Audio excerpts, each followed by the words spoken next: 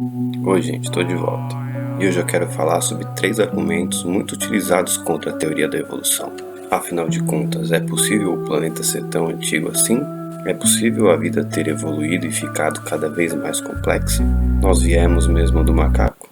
De vinheta eu quero um monte de macaco, várias espécies diferentes em zoológicos, tacando cocô na cara da galera. Uma das coisas mais importantes que devemos entender quando pensamos em teoria da evolução é que de fato a Terra é muito antiga. São mais de 4,5 bilhões de anos. Mas como chegamos a esse número? O longo tempo de vida do planeta é um grande aliado na teoria da evolução. É o que faz a teoria da evolução ser possível. Então é óbvio que seria um dos argumentos mais atacados. Segundo alguns criacionistas, os que acreditam que a Terra foi criada por alguma entidade superior, o planeta teria entre 6 e 12 mil anos. E para mostrar como isso não faz o menor sentido, eu vou usar como exemplo a Cordilheira dos Andes. Muitos pesquisadores, inclusive o Charles Darwin, encontraram lá no alto das montanhas restos de animais que viviam no fundo do mar.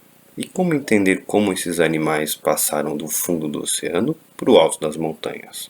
É menos complicado do que parece. Hoje em dia a gente já consegue medir a taxa de distanciamento entre o continente africano e o continente da América do Sul. A gente chama isso de deriva continental. Algumas pessoas vão se questionar, mas como a gente consegue medir isso?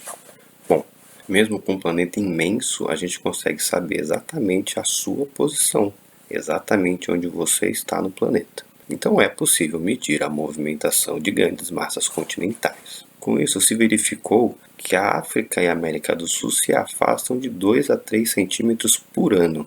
Logo, de 6 a 12 mil anos não seriam suficientes para a gente atingir o atual distanciamento. Isso estaria na casa dos 100 milhões de anos. Ao se afastar da África, ela está colidindo com a placa do outro lado, com a placa do Oceano Pacífico. E isso gera a elevação do terreno, formando a Cordilheira dos Andes. Então fica claro que foi esse movimento continental que trouxe o fundo do oceano para o alto das montanhas, que também com certeza não demorou só 12 mil anos. Mas como que a ciência conseguiu sair dos 100 milhões de anos para os bilhões de anos que a gente tem consciência hoje em dia?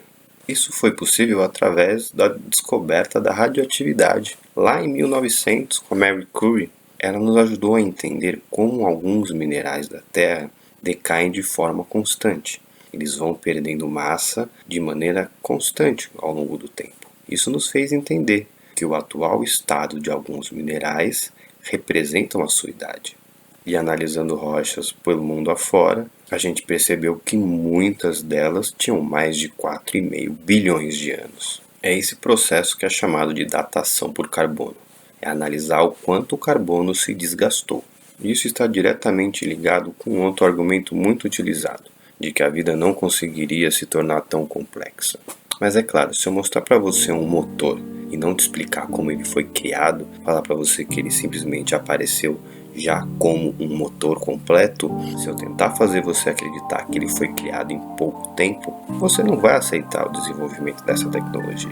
Você vai achar que ela foi criada, que ela foi dada por algum deus.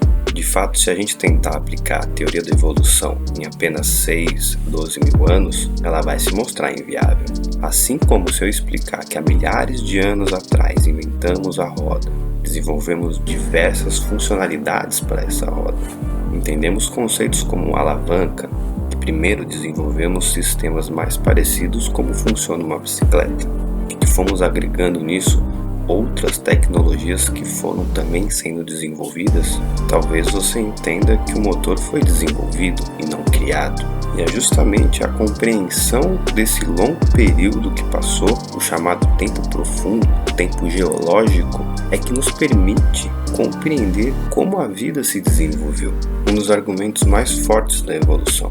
Nós não viemos do macaco. Essa imagem que vocês estão vendo está errada, não na sua ideia, mas o que as pessoas entenderam.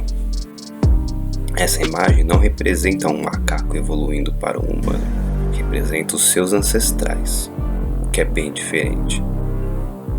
Macacos, orangotangos, estão todos vivos atualmente.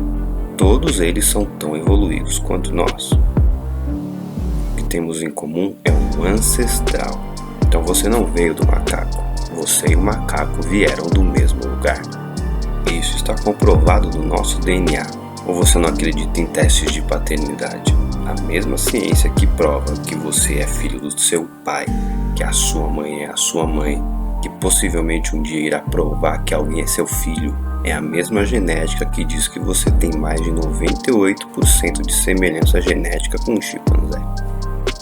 A evolução tem inúmeras provas científicas de sua existência.